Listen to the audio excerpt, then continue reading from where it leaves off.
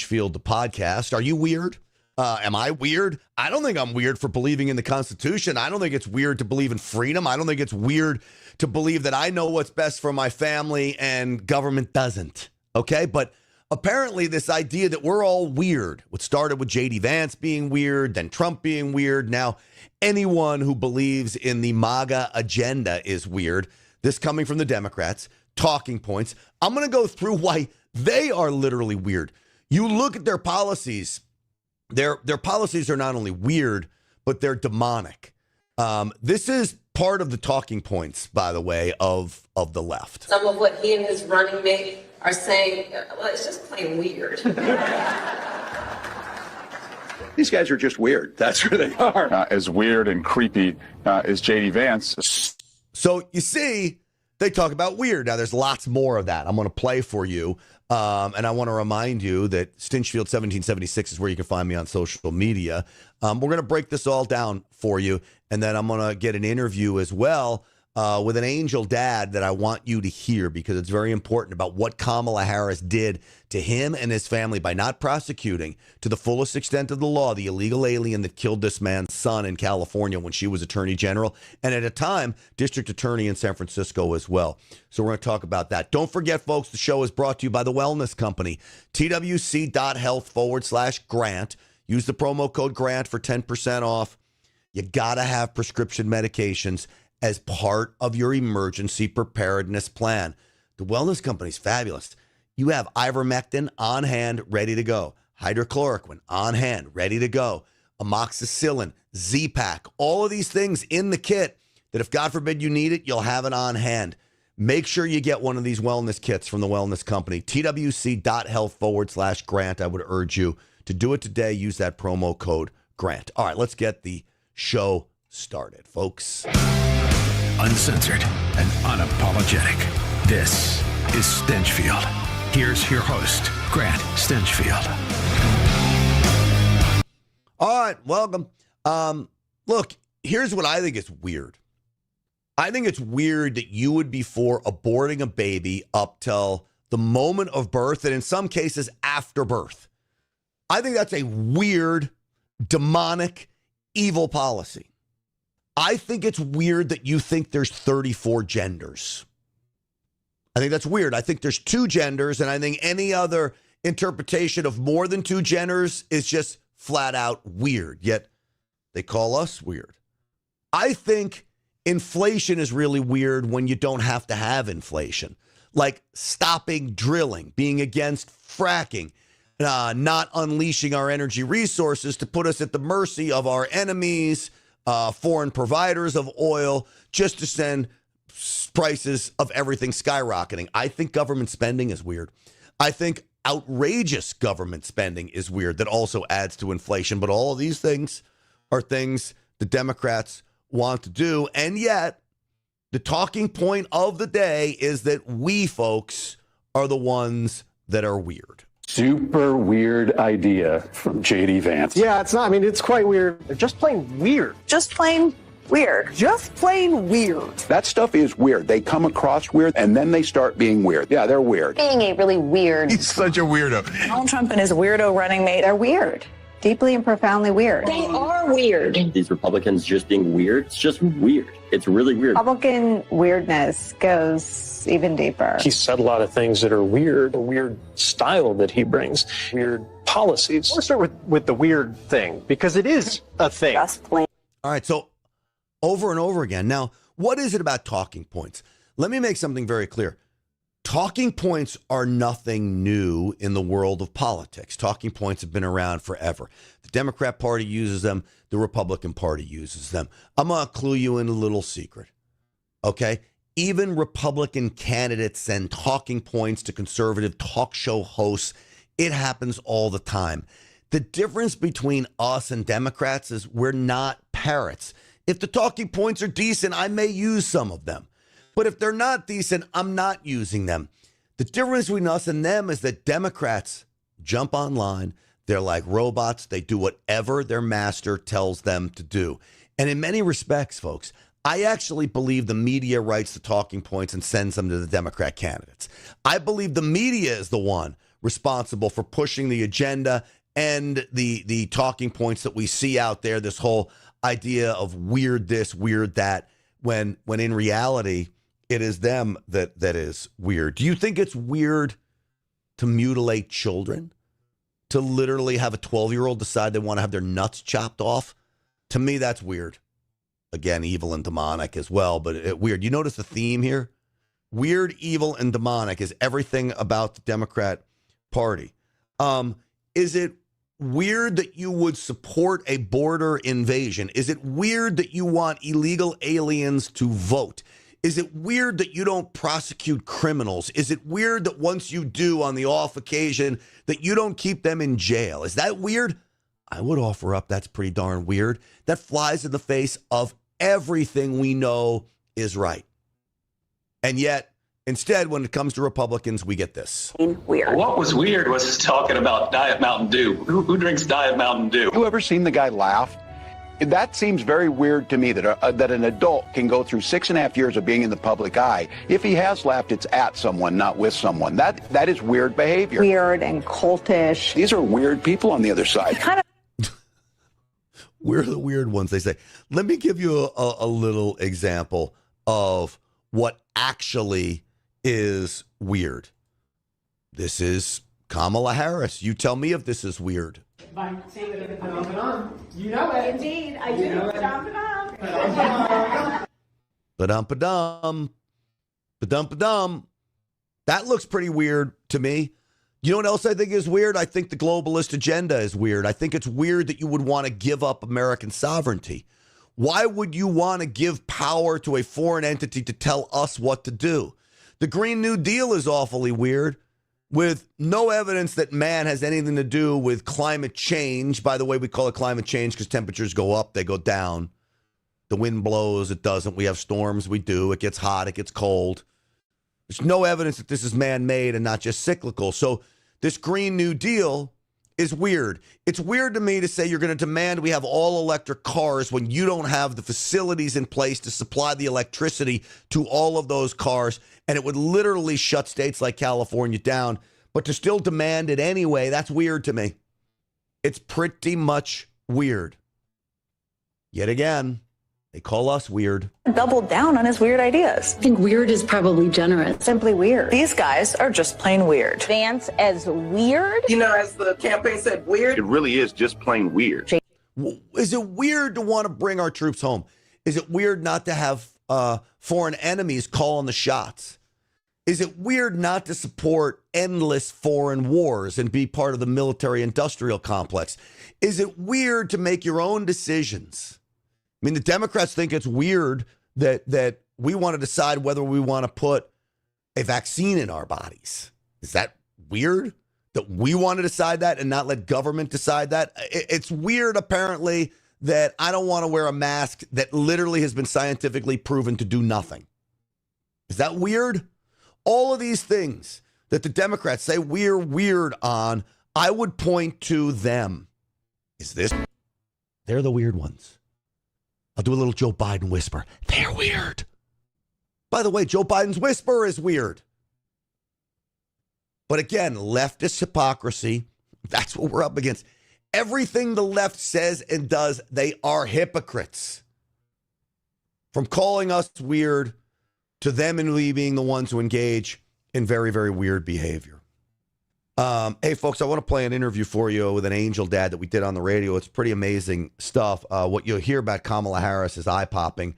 What she did to his family who wanted justice, didn't get it. But first, let me tell you about my friends over at Patriot Mobile. 972-PATRIOT is the number I want you to call. I have a Patriot Mobile phone. The reason I have a Patriot Mobile phone is because I believe in a parallel economy. I believe in supporting companies that believe in the things that I believe in. I don't think it's weird that I'd rather be paying a cell phone bill to Patriot Mobile than I would the big three cell phone companies that are literally funding the woke agenda, engaging in woke behavior with their employees and their companies. Why would I support that when I can have the same great service because you choose what network you want to be on? I could get 2 lines on one phone from 2 different networks, which is what I have on this phone. It's called the Patriot One plan. 1 phone, 2 lines. And I know that the executives at Patriot Mobile believe in what I believe in, which is why some of your money goes for those causes: Veterans Affairs, Second Amendment, free speech issues, making sure our schools and school choice are available to kids. This is what I want from a cell phone company. And great service, 100% U.S.-based customer service. PatriotMobile.com/Grant. Use the promo code GRANT for a free month's service. 972-PATRIOT is the number to call, 972-PATRIOT. You tell them that Grant Stinchfield sent you. All right, so we go now to an interview we did on the radio with an angel dad. His name is Don Rosenberg. His son was killed tragically in a car crash. I believe the guy was running from police, hits this guy's son on a motorcycle, backs over him, runs over him again, ends up killing him. And I want you to hear him talk about Kamala Harris and just how bad the job was done with Kamala. This is Don Rosenberg on AM 870 with us in the morning. Well, thanks for having me. I appreciate the opportunity. We appreciate you. And tell us a story of your son and what happened, Don, back in 2010. Well, my son was a law student in San Francisco at the time. He was coming home from class one day around 5:30 at night, and Roberto Gallo, an illegal alien from Honduras, tried to make a last-second left-hand turn. Drew was in the intersection on his motorcycle. They collided. Had Gallo just stopped, my son would have walked away with some cuts and bruises. It was a very short distance. Nobody was going very fast, but Gallo tried to flee, drove over my son. His helmet had come off, got caught underneath the back tire of Gallo's car. He backed up, driving over him a second time, and then trying to flee down the street. Went forward a third time. By that time, a guy had jumped out of his car and stood in front of Gallo's, and it stopped with the rear tire on my son's abdomen, killing him. Oh, and no real prosecution, 45 days in prison? Well, this guy gets? What ended up happening, and just to, I mean, I don't know why I should be fair to Kamala Harris. She sure isn't. This happened 2 weeks after she had been elected Attorney General. So she was still the district attorney at the time. And at the preliminary hearing for Gallo, which we had told the DA's office, we had already met with him that we would be up, we live outside of Los Angeles, so we would come up for every single hearing. They called us and told us the hearing was going to be continued, and then that was on a Friday. And then Monday night they called and told us the results of the hearing. They went ahead and had it after telling us that, that it was going to be continued. At that point, Harris was still the district attorney, although I'm sure she had checked out at the time. It was December 6th, and the judge reduced the charge from felony vehicular homicide, hit and run, to a misdemeanor, which, based on no reason at all, except that he wanted to do it. I mean, the story's much longer than that, but essentially there was no legal reason for him to reduce the charge. So when I spoke to the DA's office that night, when they called to tell me what happened, they told me, well, we didn't think you were coming up for the hearing. And I was like, well, that's because you told me it wasn't happening. And I said to her, we wanted to both be there and speak, and we were told, well, you have no right to be there, and the judge wouldn't have allowed you to speak. In California, in the Constitution, there's a thing called Marsy's Law, which guarantees us the right to be at every hearing and to speak at every hearing. So, as we learned, even though once she became the Attorney General, that office was a mess. These people had no idea what they were doing and didn't really care. And who took over as the DA? George Gascon. Mm-hmm. So the whole thing was ridiculous. Now, what you had mentioned, Gallo had been caught driving the wrong way on a one-way street, no insurance and no driver's license in June of that year. And Harris refused to prosecute the case, which is one of the easiest prosecutions a DA could have is driving without a license. Do you have a license, sir? No. Why? No reason. Guilty. It's a 10-minute hearing, and you're done.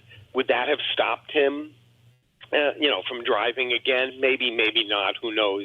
Something we'll never know. But the point is, when you don't punish people when they do something wrong, they're going to keep doing it. Mm-hmm. As Attorney General, I wrote to her because George Gascon was horrible and the office was screwing up every aspect of the case. Took her 8 months, and she didn't even respond. Some lackey in her office did. 8 months later, telling me that everything was fine. They never called me to ask me if everything was fine with my complaints. Totally dysfunctional. I requested meetings with her many times, not just over my son's case specifically, but over sanctuary law in California and other things. No response ever. So now she's telling you that she's going to be tough on crime, telling America she's going to be tough on crime. Your response to those claims? Well, it's absurd. She's saying what she thinks she needs to say to get elected. I mean, I remember at the time, and unfortunately, because it wasn't really germane to my case, I didn't save it. But I remember at the time doing some research when she was at the time she was the district attorney, and found out that San Francisco, they weren't last in convictions in the state of California. They were under last. Wow. She was so low. And if I remember correctly, it was like 29%, and the next worst case in California was like 65%. She's a fraud, and it's so obvious to if you see it, but the news media won't tell you about it. So yes, so is she going to be tough on crime? She'll be as tough as she has to be to get elected. And let's face it, I mean, the president per se is really not the one that needs to be tough on crime, except when it comes to federal crime, which, of course, is illegal immigration. Yeah. And she's already said she wants to give everybody amnesty. Well, and I think it's really important to note here that she was willing to lock up young black men for marijuana, but she wasn't willing to lock up an illegal immigrant who ran over your son. I mean, this is problem with her and her schizophrenic record. She also has very poor management style. That DA's office was a mess when she was in charge, and I think that's really important for people to know too. And then empathy. I want to ask you, Don, because I know this is part of the story. When you tried to go to her office, she wasn't very happy to see you when she was senator, right? Well, what ended up happening, a friend of mine who also lost her son, was killed by an illegal alien. We were doing a lot of immigration work, and would go to D.C. and then we formed an organization, Advocates for Victims of Illegal Alien Crime. We were going that morning. We didn't have a meeting with her. I had set up, and I'm not sure if it was that time or another, with a meeting. She wouldn't give me a meeting, but I got some idiot clerk in her office who didn't know what he was talking about. But when we walked in, her office was right past the security when you walk in, and it was a few minutes before 9, and she had a big sign out in front of her office saying, "Dreamers welcome." So we just walked in. They were just setting up. The office wasn't even really open yet. Probably opened at 9 o'clock. They were, just moving things around. So my friend and I went in, and we said to them, we see dreamers are welcome here. Are nightmares welcome here?